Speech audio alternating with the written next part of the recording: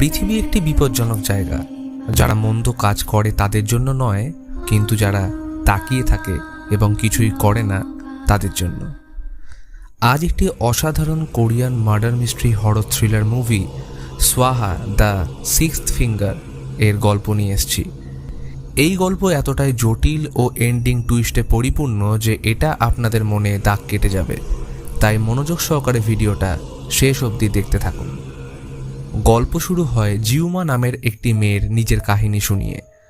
সময়টা 1999 সাল। কোরিয়ার একটা ছোট্ট গ্রাম ইয়ংইয়লে জন্ম নেয় সে। এদিনের পরিবেশ অন্য দিনের মতন স্বাভাবিক ছিল না।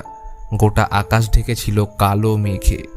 পাখিদের অনবরত কলরব এবং পশুদের পরিত্রাহী চিৎকারে ভরে গেছিল গোটা গ্রাম। কারণ সেদিন আমার জন্মের ঠিক 10 মিনিট আগে জন্ম নেয় একটি মেয়ে। কিন্তু তার অবস্থা দেখে ডাক্তার জানিয়েছিল এই বাচ্চা বেশিক্ষণের অতিথি নয়। পরিবার সহ গোটা গ্রামবাসী তার রূপ দেখে বলেছিল শয়তান জন্ম নিয়েছে। এর 1 সপ্তাহ পর মা মারা যায়। গ্রামবাসীরা শয়তানের জন্ম নেওয়ার কারণে প্রচণ্ড ভয়ের শিকার হয়েছিল। কিছু সময় পর ঠাকুরদার কাছ থেকে জানতে পারি বাবা গলায় দড়ি দিয়েছে। মায়ের পেটে থাকার সময় সে আমার পা ছিঁড়ে খেয়েছিল। এই শয়তান আর অন্য কেউ নয়, আমার নিজের বোন, যাকে আমরা ইট বলে ডাকি। এখন 2014 সাল। সময় অনেকটা কেটে গেলেও তাদের পরিবারকে বিভিন্ন গ্রামে পালিয়ে বেড়াতে হয়। ডাক্তাররা বলেছিল সে বাঁচবে না, কিন্তু ইট এখনও বেঁচে। ঠাকুরদা কখনোই তাকে সকলের সামনে আনেন না, বরং একটা অন্ধকার ঘরে দরজায় জেসাস ক্রস ঝুলিয়ে আটকে রাখে। সকলের সামনে তাকে মৃত হিসেবে আনার জন্য তার কোনো জন্ম সার্টিফিকেট ছিল না, ফলে সরকারি খাতায় মেয়েটির কোনো অস্তিত্ব নেই। তাই বাড়িতে জিউমা, ঠাকুমা ও ঠাকুরদা এই 3 জন আছে বলেই সবাই জানে। কিন্তু প্রবলেম শুরু হয় নতুন গ্রামে আসার পর থেকে। কারণ এই গ্রামে আগমনের সাথেই এখানকার গবাদি পশু সময়ের সাথে অদ্ভুত কারণে মারা যাচ্ছিল। ফলে এই ঘটনার জন্য একজন শামান ডেকে আনলে তিনি তন্ত্রমন্ত্র দ্বারা কিছু জিনিস আন্দাজ করতে পেরে একজনকে জিজ্ঞেস করে এই গ্রামে নতুন কেউ এসছে কিনা। ফলে সন্দেহ ওদের দিকে যায়। শামান তার নিজের লোক এবং কয়েকজন গ্রামবাসী নিয়ে তাদের বাড়ির উদ্দেশ্যে রওনা দিলে ঠাকুরদা দূর থেকে তাদের দেখে সমস্ত দরজা জানলা বন্ধ করে দেয়। সকলে অনেকবার দরজা খুলতে বললে তারা কোনো রকমের রেসপন্স না করায় তখনকার মতো সবাই চলে যায়। কিন্তু সেই রাতে শামান তার সাগরেদ নিয়ে লুকিয়ে বাড়িতে আসে। শামান খুব সহজেই ঘরবন্দি মেয়েটির উপস্থিতি আন্দাজ করতে পেরে তার রুমের দিকে এগোতেই অপার্থিব তার কান্নার আওয়াজ শুনতে পায়। এ কেমন কান্না? এটা কি কোনো মানুষ নাকি প্রেতাত্মা? এমন ভয়ানক কান্না জীবনে সে কোনোদিন শোনেনি। বুকে সাহস নিয়ে সেদিকে এগোতেই ঘরের দরজার নিচ থেকে বেরিয়ে আসে একটা বিষধর সাপ, আর পর মুহূর্তেই সেটা পায়ে কামড়ে দেয়। নিজেকে কোনো রকমের সামলাতেই লক্ষ্য করে সেখান থেকে বেরিয়ে আসছে আরও কয়েকটা বিষধর সাপ। এই ভয়ানক ঘটনা দেখে 1 মুহূর্ত দেরি না করে তারা সেখান থেকে পালিয়ে যায়।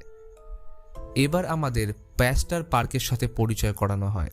সে একটা প্রোগ্রামে স্পিচ দিচ্ছিল।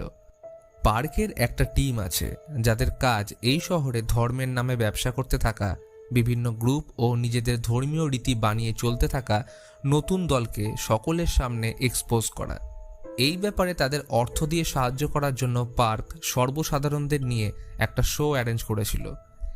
এবার যেহেতু ধর্মের ব্যাপার, তাই পার্ক শহরের বেশ কিছু সংখ্যক লোকদের থেকে হেট্রেডের শিকার হয়ে থাকে। বর্তমানে পার্ক একটা নতুন কন্ট্রাক্ট পায় শহরের এক নতুন সংগঠন ডিয়ার মাউন্টের ব্যাপারে ইনভেস্টিগেশন করার। পার্ক তাদের গ্রুপের মধ্যে নিজের খবরই জোসেফকে ঢুকিয়ে দেয়, যাতে সে কিছু ইনফরমেশন জোগাড় করে আনতে পারে। জোসেফের দেওয়া তথ্য অনুযায়ী এই সংগঠন তাদের কথার মধ্যে ড্রাগন এবং সাপের উল্লেখ করে থাকে। ড্রাগনকে তারা ভগবান বা পজিটিভ এনার্জি এবং সাপকে শয়তান বা নেগেটিভ এনার্জি রূপে প্রকাশ করে। এরা জেনারেল নামক এক শক্তি বা ভগবানের উপাসনা করে এবং অ্যাস্টরিক বুদ্ধিজমকে ফলো করে। এদের দলে 50 জন সদস্য আছে, আর অন্যান্য সংগঠন যেমন অন্য সদস্যদের থেকে ডোনেশন নেয়, এরা সেটা করে না, বরং যারা নিডি পার্সন তাদেরকে এরা টাকা দিয়ে সাহায্য করে। অন্যদিকে টানেলে দুর্ঘটনারত একটা ট্রাককে দেখানো হয়। কিছুক্ষণ আগে অ্যাক্সিডেন্টের কারণে টানেল থেকে একটা কবরস্থ ডেড বডি বেরিয়ে এসছে। এবার এই ঘটনার জন্য পুলিশি তদন্ত শুরু হয়। এদিকে মিস্টার পার্ক তদন্ত এগোনোর জন্য শহরের বুদ্ধিজম হেডকোয়ার্টারের মঙ্কদের সাথে দেখা করে ডিয়ার মাউন্টের ব্যাপারে জানায়। পার্ক হেড কাউন্সিলের কাছে আর্জি রাখে যাতে এই দলকে ওঠার আগেই থামিয়ে দেওয়া হয়, কিন্তু কাউন্সিল ব্যাপারটাকে অতটা গুরুত্ব না দিলে পার্ক তাদের জাপানের একটা ঘটনা শোনায়, যেখানে এক নতুন গজিয়ে ওঠা সাম্প্রদায়িক দল লোকদের ভুল বুঝিয়ে টেরোরিস্ট অ্যাটাক করিয়েছিল। শুধু এইটুকুই না, বিষাক্ত গ্যাস সংক্রমণ করিয়ে লাখো লাখো মানুষের মৃত্যুর সংহারের কারণ হয়েছিল এই দল। তাই এই রকম ঘটনা কোরিয়াতে ঘটার আগে ডিয়ার মাউন্ট দলটাকে শেষ করতে হবে। পার্কের এই প্রস্তাবে হেড কাউন্সিল রাজি হয়ে গেলে পরবর্তী ইনভেস্টিগেশনের অনুমতি দেয়। যাওয়ার আগে মঙ্ক হায়ান পার্ককে একটা ছোট্ট আইডিয়া দেয়। যে কোনো ধর্ম বা নতুন সংগঠনের ব্যাপারে জানতে হলে তাদের ধর্মীয় গ্রন্থকে আগে টার্গেট করা উচিত, কারণ তখনই জানতে পারবে এই সংগঠন কি চাইছে। এদিকে কনস্ট্রাকশন সাইটে চিয়ল জিনের কাছে টানেল থেকে উদ্ধার করা মেয়েটার ডেড বডির ব্যাপারে খবর আসে যে সেটা নাকি ইয়ং ইয়ল শহরের হাই স্কুলের এক স্টুডেন্ট। বিগত 2 বছর ধরে সে নিখোঁজ ছিল, আর বাকি খবর অটপসি করার পরেই জানা যাবে। জিন বাড়িতে এসে দেখে বন্ধু নাহান তার জন্য ওয়েট করছে। ডিনারের পর দুজন একান্তে কথা বলার সময় একে অপরকে কিং বলে সম্বোধন করছিল। নাহান তাকে জিজুক আর জিন তাকে কিং গুয়াংমক বলে সম্বোধন করছিল। জিন বলে, আমি ফাদারকে প্রোটেক্ট করতে পারিনি। প্রতি রাতে মৃত মেয়েদের কান্না আমায় ঘুমোতে দেয় না। আমি ব্যর্থ ও ভীত। কখনো মনে হয় আমি কি আদৌ ঠিক করছি। নাহান বলে, মনে রেখো আমরা দুষ্টের বিরুদ্ধে লড়াইয়ে নেমেছি। আমাদের এইসব নিয়ে ভাবলে চলবে না। আমরা কাজের প্রতি দৃঢ় প্রতিজ্ঞ। কিন্তু যেহেতু এখন পুলিশ তোমার পিছনে, তাই সময় এসছে দামুন ও জিচিয়নের মতো ফাদারের প্রতি জীবন উৎসর্গ করে নির্বাণা প্রাপ্তির। এই বলে সে তার সাথে কয়েকটা লাইন রিপিট করে। Wipe your tears and behold the truth. Pain is the fruit of faith. Pain purifies your blood, which will enlighten this world. Do not fear, beast of the dark. You will defeat evil. You shall catch the snake on the fundament.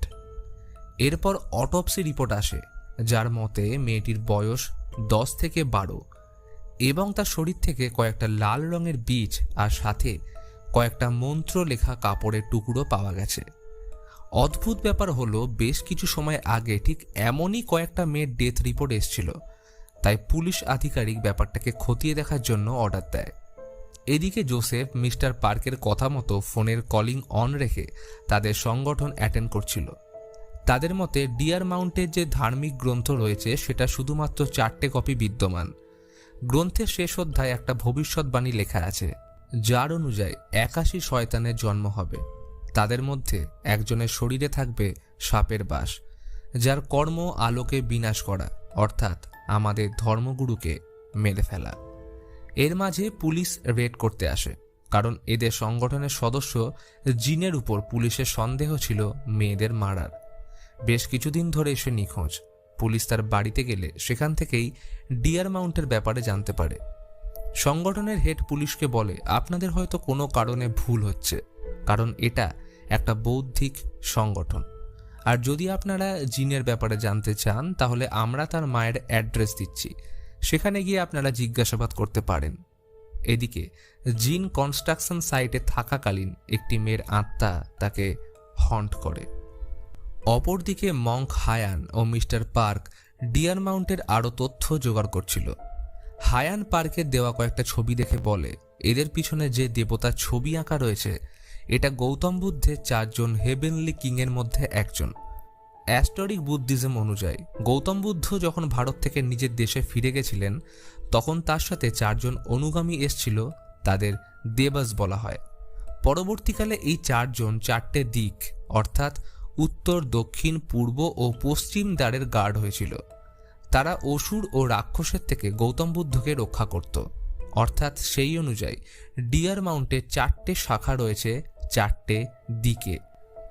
জিয়ংসিয়ন শহরে উত্তর দ্বারের রক্ষক king দামুন, এর 2 জন followers আছে। ইয়াকশা এবং রাক্ষসা। জেচিয়ন শহরের পশ্চিম দ্বারের রক্ষক কিং গোয়াংমক, দানিয়াং শহরে দক্ষিণ দ্বারের রক্ষক কিং জিউনজ্যাং এবং তাইবেক শহরে পূর্ব দ্বারের রক্ষক কিং জিজুক, যার দুজন ফলোয়ার্স আছে, গান্ধার্ভা এবং পিসাচা। অর্থাৎ এখানে কিং গোয়াংমক ছিল নাহান এবং কিং জিজুক ছিল জিন, যার কারণে তারা একে অপরকে কিং বলে সম্বোধন করছিল। মাঝরাতে জোসেফ এবং পার্ক লুকিয়ে ডিয়ার মাউন্টের সেন্টারে প্রবেশ করলে গুপ্ত দরজার থ্রু এমন একটা রুমে পৌঁছয় যার দেওয়ালে গৌতম বুদ্ধ এবং তার 4 ফলোয়ার্সের ছবি আঁকা ছিল এবং পাশেই রাখা ছিল তাদের ধর্মগ্রন্থ। অন্যদিকে পুলিশ জিন অর্থাৎ কিং জিজুককে ধরতে এলে মায়ের কাছে তার কল আসলে জানায়, মা, আমার উপর ভরসা রাখো, আমি সত্যের পথে থেকে শয়তানের বিরুদ্ধে লড়েছি, ফলে আমার মোক্ষ লাভ হবে। এখন আমি আসি, তোমার সাথে স্বর্গে দেখা হবে। এটা বলেই ছাদ থেকে গলায় দড়ি দিয়ে ঝাঁপ মারতেই তার মৃত্যু হয়। এই ঘটনার সাক্ষী ছিল দূরে দাঁড়িয়ে থাকা নাহান অর্থাৎ কিং গোয়াংমক। পরের দিন পার্ক জিনের মৃত্যুর খবর পেলে কেস কোন দিকে যাচ্ছে তার কোনো কুল কিনারা করতে পারে না। পার্কের বোন পুলিশ ক্রিমিনাল ডিপার্টমেন্টে কাজ করে, তাই রেকর্ড থেকে জিনের ফাইল এনে দিলে জানতে পারে ছোটবেলায় সে একবার ডিটেনশন ক্যাম্পে গিয়েছিল বাবাকে খুন করার অপরাধে। এদিকে ডিয়ার মাউন্টের কাউন্সিল হেড নাহানকে জিউমার ব্যাপারে একটা ফাইল দিয়ে তার উপর নজর রাখতে বলে। মঙ্ক হায়ান জোসেফ এবং পার্ককে ডিয়ার মাউন্টের ধার্মিক বইয়ের ব্যাপারে একটা অদ্ভুত ঘটনা জানায়। এই বইয়ের শেষ অধ্যায় হাংমা জিয়ং বা হাংমা সূত্র নামের একটা ভবিষ্যৎবাণী লিখিত আছে, যার অনুযায়ী পৃথিবীতে একসময় ভগবান ও শয়তানের মধ্যে ধর্মযুদ্ধ হবে, কিন্তু গ্রন্থের বাকি অধ্যায় ছাড়া শুধুমাত্র হাংমা সূত্রে সিম্বলিক ওয়ার্ড ব্যবহার করা হয়েছে। এই ধর্মগ্রন্থের রচয়িতা হলেন মাস্টার কিমজি সিয়ক। তিনি খুব কম সময়ের মধ্যে বৌদ্ধ ধর্মের ফলোয়ার্সদের কাছে সুনাম অর্জন করেছিলেন। অন্যদিকে নাহান যখন ঘুমিয়েছিল তখন মৃত বাচ্চাদের আত্মা তাকে হন্ট করে। ভয় থেকে বাঁচার জন্য সে নিজের মাকে মনে করলে তার উপস্থিতি নাহান অনুভব করে। মিস্টার পার্ক কিমের ব্যাপারে জানার জন্য মঙ্ক অক্টোপাসের সাথে দেখা করে। তার মতে কিম নাকি বৌদ্ধিত্ব লাভ করেছিল। কিমের জন্ম 1899 সালে হয়। এরপর 1940 সাল থেকে কিম দেশের স্মরণীয় ঐতিহাসিক সময় থেকে শুরু করে বিভিন্ন পলিটিক্যাল পার্টি ও সমাজের মধ্যে নিজের আধিপত্য বিস্তার করেছিল। সকলে তাকে ভগবান তুল্য মনে করতে শুরু করে। কিন্তু 1985 সালে তিনি সবকিছু ছেড়ে কোথাও নিখোঁজ হয়ে যায়। হাতে গোনা কয়েকটা ফলোয়ার্স ছাড়া কেউ জানতো না সে কোথায় গেছে। এবং কিছু সময় পর কিম ধর্মগ্রন্থ রচনা করে ভবিষ্যৎবাণীর কথা লিখে যায়। এর মধ্যেই পার্কের নজর ডকুমেন্টে চিত্রিত ডিটেনশন ক্যাম্পের দিকে গেলে চমকে ওঠে, কারণ জিন ছোটবেলায় এই ক্যাম্পেই ছিল। কেসের এই ছোট্ট ক্লু পেতেই দেরি না করে সেখানে পৌঁছলে ক্যাম্পের হেড জানায়, আজ থেকে 20 বছর আগে মাস্টার কিম এই ক্যাম্পের উদ্দেশ্যে একটা মোটা অঙ্কের টাকা ডোনেশন দিয়েছিলেন, কারণ তার মতে সঠিক মার্গদর্শন এবং ধর্মের পথে এনে যে কোনো মানুষকে পরিবর্তন করা সম্ভব। এখানে যেহেতু বাচ্চাদের রাখা হতো, তাই মাস্টার কিম তাদের মধ্যে 4 জনকে অ্যাডপ্ট করে। এরা মাস্টার কিমকে ফাদার বলে সম্বোধন করত এবং তাদের মধ্যে কমন ব্যাপার হলো ছোটবেলায় তারা প্রত্যেকে নিজের বাবাকে খুন করেছিল। আর এই 4 জনের মধ্যে ছিল নাহান বা কিং গোয়াংমক এবং জিন বা কিং জিজুক। এই তথ্য মিস্টার পার্কের কাছে ডিয়ার মাউন্টের রহস্য আরও জটিল করে তোলে। এদিকে নাহান জিউমাকে মারতে তার বাড়ি পৌঁছলে বাড়ির ঠিক পিছন থেকে অদ্ভুত কান্নার আওয়াজ শুনতে পায়। সেটাকে ফলো করে সামনে পৌঁছলে কৌতূহলবশত দরজার নিচের ফাঁক দিয়ে দেখলে এক অদ্ভুত আকৃতির কোনো মানুষের চোখ দেখতে পেলে সে ভয়ে পালিয়ে যায়। এতক্ষণে কিছু ক্লু জোগাড় হলে মিস্টার পার্ক ইনভেস্টিগেট করে জানতে পারে ওই 4 জনের মধ্যে 3 জন আগেই মারা গেছে। তার মধ্যে সর্বশেষ ছিল জিন, অর্থাৎ কিং জিজুক, কিং জিয়ংজ্যাং, কিং দামুন মৃত। শুধুমাত্র বেঁচে আছে নাহান ওরফে কিং গোয়াংমক। সেই রাতে নাহান আবার দুঃস্বপ্ন দেখে, অর্থাৎ সময়ের সাথে তার অবস্থাও জিনের মতো হচ্ছিল। ঘুমের মধ্যেই দেখতে পায় ঘরের ঠিক তার উপরে একাধিক বাচ্চা মেয়ের লাশ ঝুলছে, আর তখনই মায়ের উপস্থিতি সে অনুভব করে। তিনি তার মাথায় হাত বুলিয়ে গান শোনালে নাহান শান্ত হয়। এরপর নাহান গাড়ি নিয়ে বেরিয়ে পড়ে ফাদারের সাথে দেখা করতে, কিন্তু অজান্তেই তার পিছু নেয় পার্ক। ডিয়ার মাউন্টের আসল ডেরায় পৌঁছলে প্রথমবারের মতো মিস্টার কিমকে দেখানো হয়। তিনি এখন প্রচণ্ড অসুস্থতার কারণে শয্যাশায়ী। তার সমস্ত ট্রিটমেন্ট এখানেই চলছে। মিস্টার কিমের 4 জন ফলোয়ার্স ছাড়াও ডংসো নামের এক পার্সোনাল সেবক ছিল, যে সর্বদা তার দেখাশোনা করত।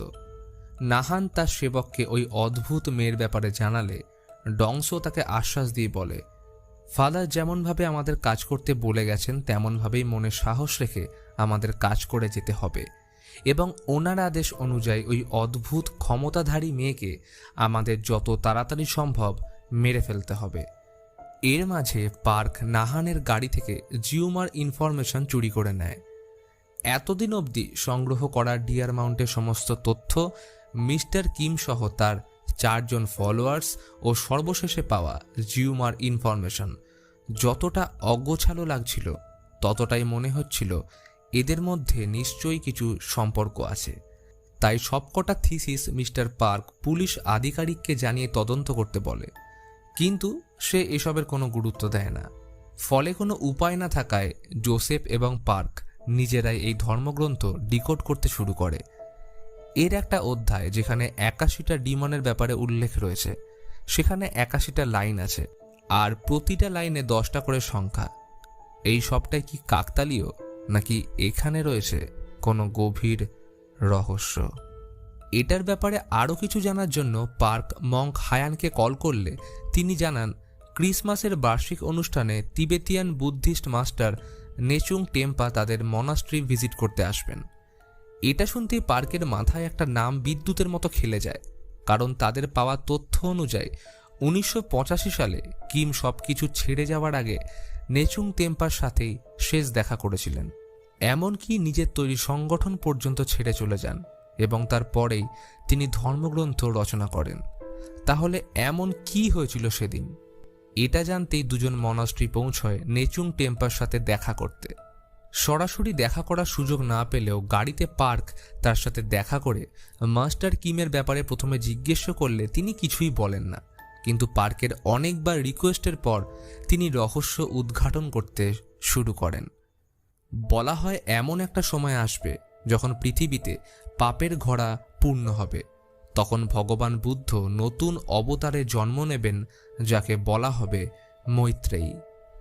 যখন মাস্টার কিম আমার সাথে দেখা করেছিল তখন তার 2 হাতে অদ্ভুত 6টা আঙুল দেখে বুঝেছিলাম এই ব্যক্তি ভগবান বুদ্ধের সেই অবতার, কারণ মৈত্রী অবতারের বৈশিষ্ট্য হচ্ছে 6 আঙুল। এই কারণে এত বছর পরেও সে বেঁচে আছে। কিন্তু প্রকৃতির নিয়ম অনুযায়ী সংসারে জন্ম নেওয়া প্রতিটি প্রাণীর মৃত্যু একদিন হবেই। পৃথিবীতে যে কোনো প্রান্তে একটা কেঁচো জন্ম নিলে তাকে খাওয়ার জন্য জন্ম নেবে একটা সাপ। এটাই প্রকৃতির নিয়ম। স্বয়ং গৌতম বুদ্ধ নিজের শরীর ছেড়ে গেছিলেন, কিন্তু কিম অমর হতে চেয়েছিল। 1985 সালে কিম আমার সাথে দেখা করতে এলে আমি তার মৃত্যুর ভবিষ্যৎবাণী করেছিলাম, যার অনুযায়ী কিমের জন্ম যে গ্রামে হয়েছিল সেই গ্রামে 100 বছর পর একজন জন্ম নেবে, যে হবে তার মৃত্যুর কারণ। অন্যদিকে নাহান জিউমাকে কিডন্যাপ করে তাকে মারার রিচুয়ালস শুরু করে। এর মধ্যে অন্তর্ভুক্ত ছিল কয়েকটা লাল বীজ ও কিছু মন্ত্রপুত কাপড়, যেমনটা টানেল থেকে পাওয়া মেয়েটার বডি থেকে উদ্ধার করা হয়েছিল। জিউমা নাহানকে জিজ্ঞেস করে সে কেন তাকে মারতে চাইছে। প্রত্যুত্তরে নাহান জানায় সে ডেভিল অর্থাৎ সাপ। তার মৃত্যুর সাথে নতুন যুগের সূচনা হবে এবং পরের জন্মে সে একজন ভালো মানুষ রূপে ফিরে আসবে। এটা শুনতে জিউমা বলে, শুধু আমায় কেন, তাহলে আমার সাথে যে জন্ম নিয়েছিল তাকেও মারো, কারণ সেই তো আসল ডেভিল, আর সবথেকে বড় কথা হলো সে আমার যমজ বোন। এটা শুনতেই নাহানের মাথায় বাজ পড়ে। অন্যদিকে মিস্টার পার্ক ক্রিসমাস ইভেন্টের জন্য যখন রাস্তায় জ্যামে আটকে ছিল তখন জোসেফকে বলে, ক্রিসমাস সত্যি কি আনন্দের দিন? আমার তো মনে হয় না, কারণ ক্রিসমাসের দিনে যীশুখ্রিস্টের জন্মের সাথে বেথলেহেমের রাজা হেরাল্ড ইহুদি পণ্ডিতের থেকে একটা ভবিষ্যৎবাণীর ব্যাপারে জানতে পারে যে শহরে তাকে মারার জন্য একটা ছোট্ট বাচ্চা জন্ম নিয়েছে। তখনই নিজের প্রাণ বাঁচানোর জন্য ক্ষুব্ধ হেরাল্ড শহরের সদ্য জন্ম নেওয়া বাচ্চাদের থেকে শুরু করে 2 থেকে 3 বছর বয়সী সব বাচ্চাদের মেরে ফেলে। এটা বলতেই মিস্টার পার্ক একটা অসম্ভব ক্লু খুঁজে পায়। ধর্মগ্রন্থ অনুযায়ী গৌতম বুদ্ধের 4 জন রক্ষাকর্তা 4টে দিকের দরজার রক্ষক। উত্তরের দ্বার জিয়ংসিয়ন শহর, জেচিয়ন শহরের পশ্চিম দ্বার, দ্যানইয়াং শহরের দক্ষিণ দ্বার এবং তাইবিয়ক শহরে পূর্ব দ্বার। এবং এই 4 শহরের কেন্দ্রস্থল ইয়ং ইয়ল। আর মাস্টার কিমের জন্ম 1899 সালে কোরিয়ার ছোট্ট গ্রাম ইয়ং ইয়লে হয়েছিল। আর নেচুং টেম্পার ভবিষ্যৎবাণী অনুযায়ী ঠিক তার জন্মের 100 বছর পর তাকে মারার জন্য এক মেয়ে জন্ম নেবে, যে হবে তার মৃত্যুর কারণ। এই জন্য মিস্টার কিম তার জন্মের 100 বছর পর অর্থাৎ 1999 সালে ইয়ং ইয়লে যতজন মেয়ে জন্ম নিয়েছে তাদের সবাইকে মারছে। এমনকি তারা যদি শহর ছেড়ে অন্য কোথাও চলে গিয়েও থাকে তাহলে সেখানেও তাদের খুঁজে বের করে এরা খুন করে সেটাকে আকস্মিক মৃত্যু, অ্যাক্সিডেন্ট বা আত্মহত্যার রূপ দিচ্ছিল। এবং তাদের মৃত্যুর পিছনে হাত ছিল মাস্টার কিমের 4 জন ফলোয়ার্সের। মাস্টার কিম এই কারণে ডিটেনশন ক্যাম্প থেকে এই 4 বাচ্চাকে অ্যাডপ্ট নিয়ে প্রথমে ব্রেন ওয়াশ করে নিজেকে গৌতম বুদ্ধের অবতার দেখিয়ে এদেরকে বোঝায় যে তোমরা গৌতম বুদ্ধের 4 রক্ষক। এছাড়া ধর্মগ্রন্থের শেষ অধ্যায়ে লিখিত 81টা লাইন কোনো 81 জন ডেভিলকে রিপ্রেজেন্ট করে না, বরং এটা ইয়ং ইয়লে 1999 সালে জন্ম নেওয়া 81টা মেয়ে এবং প্রতি লাইনের 10টা সংখ্যা তাদের বার্থ আইডি রেজিস্ট্রেশন নাম্বার। যখন কিমের হিসাব করা প্রতিটা বার্থ আইডির রেকর্ড মিলে যায় তখন 2000 সালে তাদের ধর্মগ্রন্থ লিখিত হয়। অর্থাৎ এতদিন ধরে ডিয়ার মাউন্ট ধর্মের আড়ালে বাচ্চা মেয়েদের খুন করে চলেছে, যার সূচনা হয় 1985 সালে নেচুং টেম্পার মাস্টার কিমের প্রতি করে যাওয়া ভবিষ্যৎবাণী। ফলে কিম সবকিছু ছেড়ে নিজেকে অমর বানানোর জন্য মেয়েদের আইডি সংগ্রহ করতে চলে যায়। এবার যেহেতু এত ডিটেলস পাওয়া একার পক্ষে সম্ভব ছিল না, তাই কিম ডিয়ার মাউন্ট নামের ধর্ম সংগঠনের সূচনা করে, যেখানে সমাজের উচ্চ স্তরের মানুষ যেমন উকিল, বিজনেসম্যান, ডাক্তার, টিচার, নার্স আর যে কোনো ক্ষমতাশীল ব্যক্তিরা ছিল, যাদের থেকে ইয়ং ইয়ল শহরে 1999 সালে জন্ম নেওয়া সব মেয়েদের ডিটেলস জোগাড় করিয়ে নেয়। ধর্মের নামে এদের এতটাই ব্রেন ওয়াশ করা হয়েছিল যে এরা নিজেরাই জানতো না এদের দিয়ে কি করানো হচ্ছে।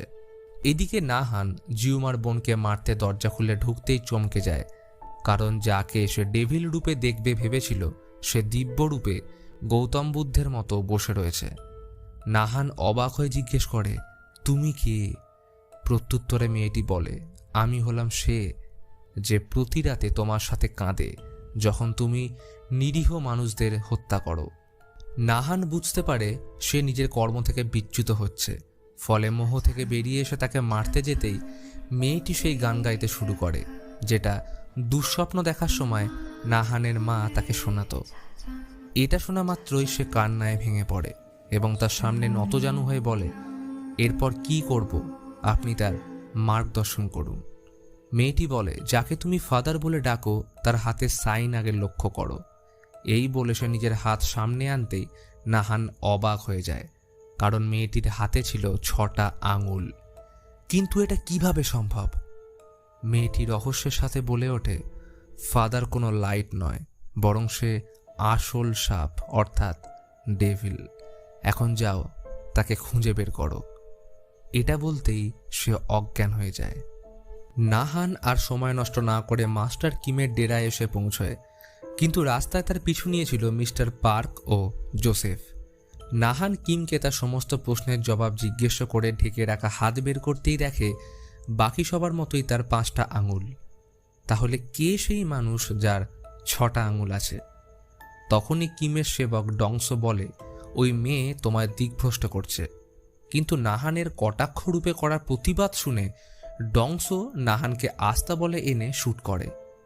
তখনই পার্ক কিমের ডেরায় আসলে কিমকে দেখে ব্যঙ্গ করে বলে, তুমি যদি গৌতম বুদ্ধের অবতার হও তাহলে আজ তোমার এমন অবস্থা কেন?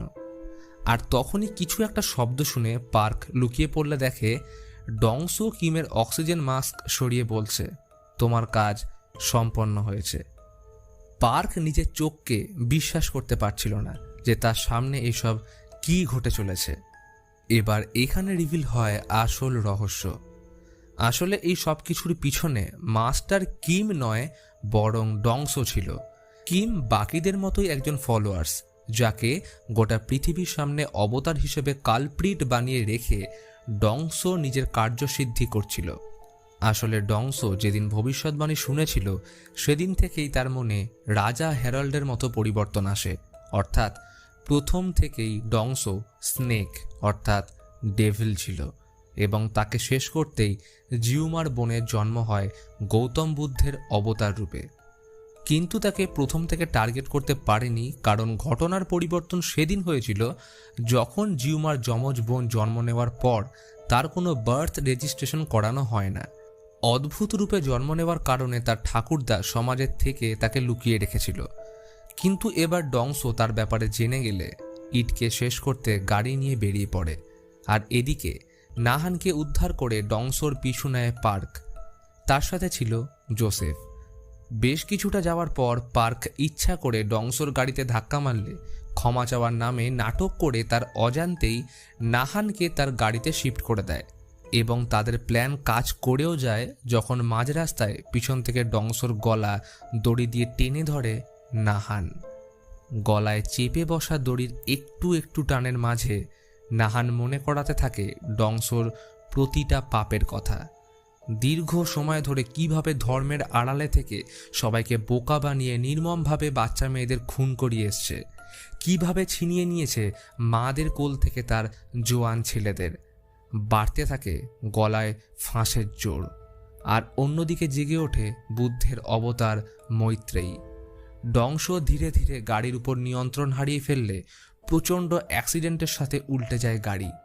শোনা যায় মৈত্রেয়ীর কণ্ঠে কয়েকটা লাইন, সেদিন সব কিছু উল্টে যাবে, ভূমি হবে আকাশ, আকাশ হবে ভূমি। কিন্তু এত কিছুর পরেও ডংসোর কোনো ক্ষতি হয় না। কিন্তু তখনই ক্ষতবিক্ষত অবস্থায় গাড়ির তলা থেকে বেরিয়ে আসে নাহান। তার হাতে ছিল মৈত্রেয়ীর দেওয়া একটা লাইটার। সেটার আগুন বইতে থাকা পেট্রোল স্পর্শ করতেই লেলিহান আগুনের শিখায় জ্বলে যায় ডংসোর সারা শরীর। শেষ হয়ে যায় ধর্মের মিথ্যে আড়ালে লুকিয়ে থাকা সাপরূপী শয়তান। কারণ ধর্মগ্রন্থে বলা আছে, পৃথিবীতে যখন পাপ বেড়ে যাবে তখন বৌদ্ধের অবতার মৈত্রী রূপে জন্ম নেবে তাকে নাশ করতে।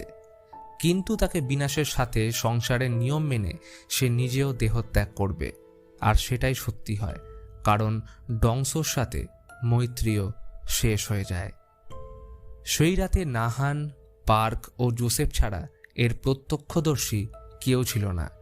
সর্বশেষে নাহান তার কর্ম পূরণ করে মৃত্যুর পথযাত্রী হয়, এবং জিউমার কোলে পড়েছিল তার মৈত্রেয়ীরূপী বোন।